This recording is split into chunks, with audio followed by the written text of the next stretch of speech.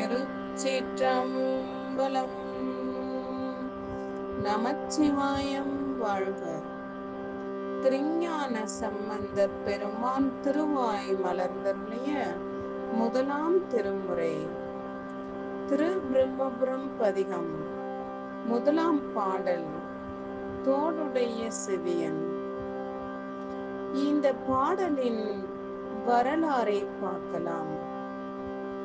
திருஞான சம்பந்தர் சிறு குழந்தையாக இருந்தபோது ஒரு நாள் அவருடைய தந்தையார் ஞான சம்பந்தரை அழைத்து கொண்டு கோவிலுக்கு சென்றார்.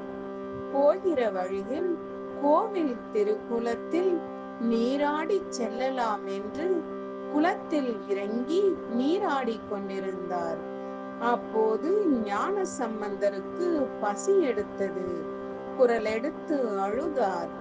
அங்கு பார்வதி சிவனோடு தோன்றி தன் திருமுலை பாலை ஞான சம்பந்தருக்கு தந்து அவரின் பசியை போக்கினார்.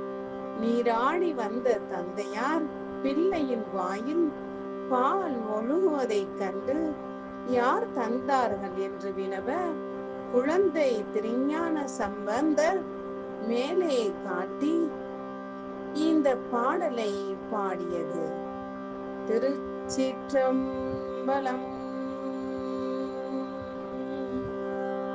தோடுடைய செவியன்,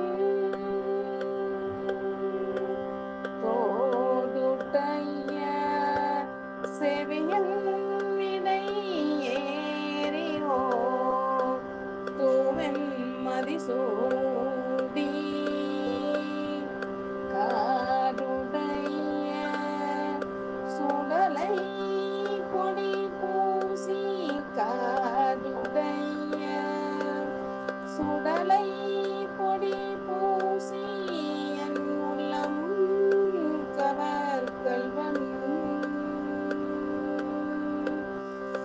ஏடுடைய மலரா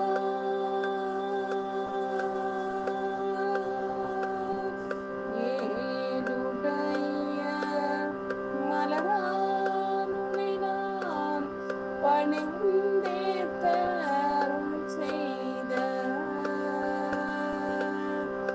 ஏடுடைய மலரானுனை நான் பணிந்தேத்தரும் செய்த வீடுடைய பிரம்மாபுரமேவிய பீடுடைய பிரம்மாபுரமேவிய பெம்மான் இவனன்றே, பெம்மான் இவனன்றே, பெம்மான் இவனன்றே.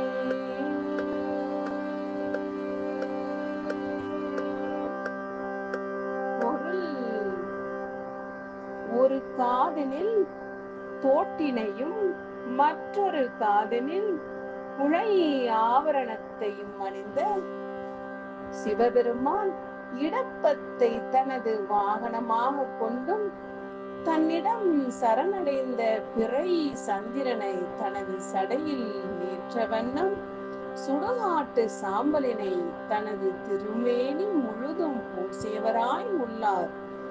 அவர் எனது உள்ளத்தை கொள்ளை கொண்ட கள்வனாக விளங்குகின்றார். இதழ்கள் அடுக்கடுக்காக அமைந்துள்ள தாமரை மலர் மேல் அமரும் பிரம்மன் பண்டைய நாளில் பெருமானை பணிந்து ஏத்த பிரம்மன் தனது படைப்பு தொழிலினை சரிவர செய்யும் வண்ணம் அருள் புரிந்தவர் சிவபெருமான்.